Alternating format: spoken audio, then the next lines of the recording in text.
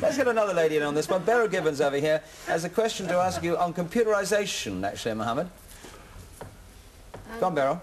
Mohammed, you was computerised about 3 or 4 years ago, and you came about number 6. Do you think it was fair they computerised you? 6 what? 6 in line. In line on the computer. The computerisation said you were 6 of on line of what? All-time great heavyweights. And do you think it was fair that they computerised you while you was acting? I don't care. I didn't know that until you told me. I don't pay no attention to what they say about me. All I do is just do what I have to do and get paid, and that's it. But I don't really pay no attention to the rules of boxing. I don't pay no attention. I defy all the rules. I've added pages to the book of boxing. I have this game as such a thing now until boxing promoters can no longer afford my shows. I have governments like Iran ready to put up $10 million for me to fight Joe Frazier. I have governments like Cairo, Egypt, wanting to put up $6 million for people like Ron Lyle. I have countries all like all back throughout Zaire talking to Mobutu. He wants him back again. They'll put up $5 more million for return with Foreman. When we talk about $10 million and $6 million and $4 million, this is unbelievable. And they don't expect to get the money back. They're promoting their countries and their ideals. So I've excelled so in this sport of boxing until Madison Square Garden is too small. Yankee Stadium is too small. The Houston Astrodome, the biggest promoters in the world is Americans, and Englishmen you can get for promotions cannot just promote me no more. You understand? So I've not only added pages to boxing, but added new sections to the boxing book. May I interrupt you there, because I know there are a lot of questions to be asked. Can I just bring Colin Hart, who's a sporting journalist, to all of us who've covered your fights in America know very well the effect that you have on the black people of America, and they travel from coast to coast to see you. Have you ever seriously considered entering politics when your boxing career is over, to perhaps help them even further? Or have you had any serious offers to enter if I enter politics, what you're saying, I know is a good question asked with the best of intent. But if I was in politics, then I couldn't help them. See, when I'm sitting in a white man's office, which it would be a building, a White House or City Hall with the American flag over my head, then I can't say things I'm saying now. You understand? Then I have to represent the people. It's all, we don't need him as the mayor. He's a bad senator. He's talking about the black people. See, God bless a child that has his own. Charity starts first at home. All I want to do, we have dope problems. We have black people every Saturday and Friday night, weekend nights, black people fighting each other. 27 black people died in Chicago 3 weekends ago. 27 died in fighting in nightclubs over women because they hate one another. 27 died. We need a teaching from a God, a man from God, to teach him to love himself, to desire to want to be with himself, to want to help himself, to quit cutting the flesh and blood of his people, quit being violent, period. Let's unite. Let's love one another. We brothers. This is what we need. And not, if we don't respect ourselves, nobody respect us. I can't talk this in politics, see? So when I'm a representative of Allah, God, who's been appointed by Elijah Muhammad, no white man in City Hall had to give me license.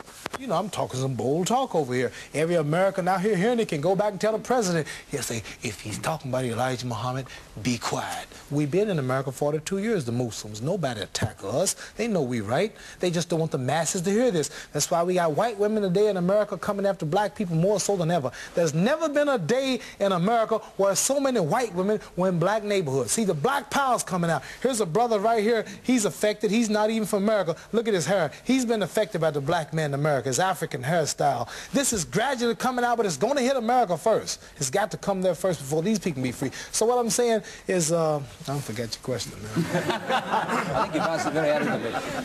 Julie, can I bring you in for your question very quickly? Julie Welsh. I got your question. Yeah, you've told us you've received enormous financial offers from, say, Estonia in Russia and in Red China to fight there. Would you fight in a country to which you were... No, the money offers didn't come from those countries, just the offers to fight there. But yeah, well, the question still figures. Would you fight in a country to which you were politically opposed? Say one which had a very unattractive attitude towards the black man. Oh, like America? Next question. I'll fight in America, I'll fight anywhere. Ain't no place worse than America to black people. No, I think it is a valid question, Mohammed. What about South Africa? Supposing you had a massive offer, say $20 million to fight Joe Bugner in South Africa. I'll go to South Africa for nothing So on the conditions how I go, I'm not going to be with no white people. I admire them for wanting to stay white, and I want to stay black. So I'm not angry because of that.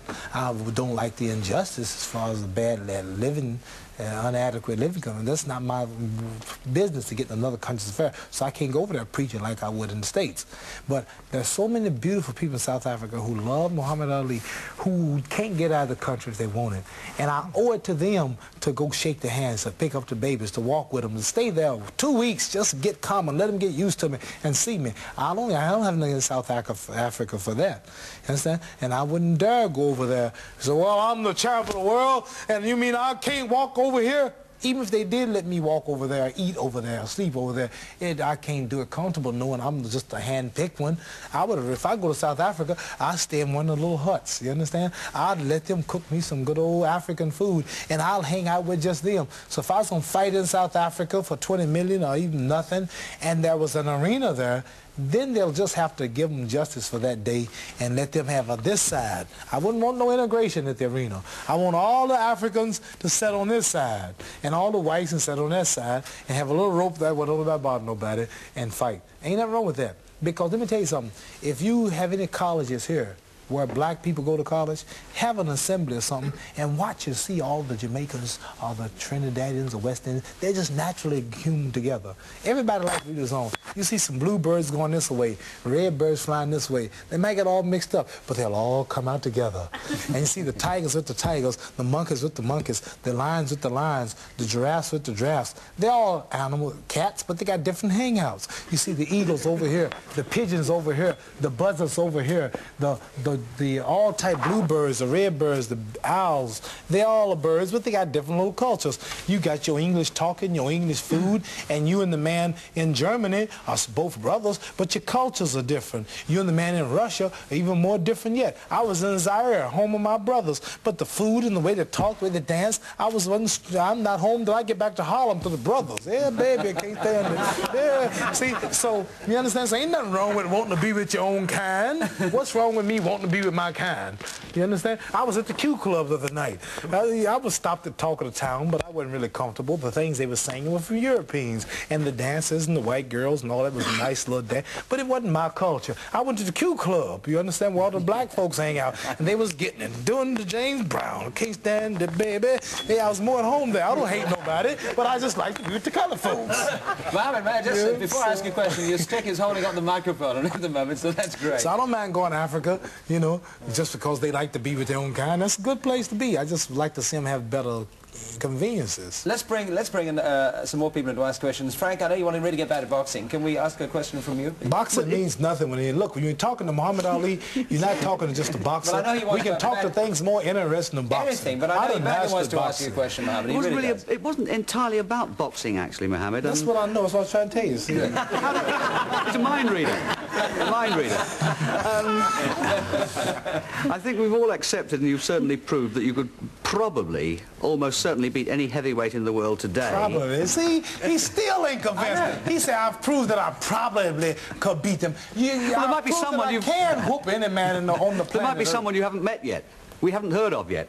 You've also probably proved that you could beat any heavyweight of any time.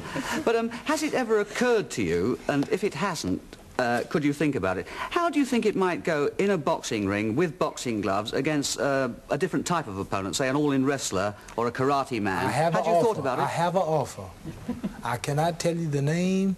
I cannot mention this place, but there is a karate man they're trying to get me in the ring with. Well known, he's ranked, but he's gonna have gloves on his feet and gloves on his hands. And they asked me, will I fight? Yeah, he cannot hit me below the belt, kick me enough. He can kick, but not below the belt, and he cannot, nothing around the neck. And we're working on that now. And I will eat him up. Let's try and continue in that vein, Ken. I just want a chance to grab him. I asked him, can I have one thing? Can you grab him too? Yeah, I can grab his legs. If I catch him, throw him down, anything. Hit him when he's down, anything. He can hit me when I'm down. We're working on it. Do you think that'll be attractive? No, you're smiling when you say it, but does it occur honest, to you I'm telling the truth. I would tell you if I was joking. This is serious. We're working on it now. Yeah.